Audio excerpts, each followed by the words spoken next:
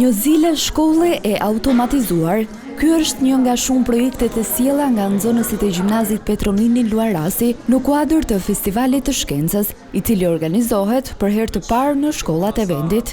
Të rinjt prej kohësh kanë punuar për t'i kthyer idetë në projekte konkrete, duke eksperimentuar. Kemi më shumë se një muaj, të cilët jemi njoftuar, por për ta realizuar projektin na ka dashur rreth një muaj. Projekti jon, i quajtur NanoPulse, është një projekt i cili automatizon zilen e shkollës. Pra, dërgon një puls në zilen e shkollës, duke aktivizuar atë me një interval edhe një kozjate të caktuar. Kjo shmang detyrimin e stafit i cili ka një detyrë monotone në ditëpërditshme.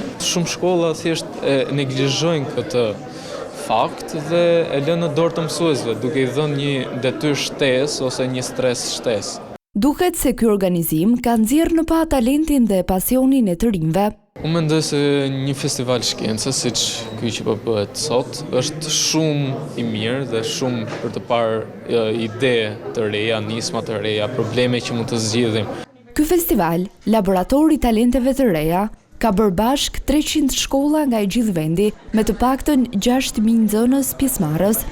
Festivali do të zhvillohet në disa faza, ndërsa në fund do të zgjidhet edhe grupi më i mirë në rang kombëtar.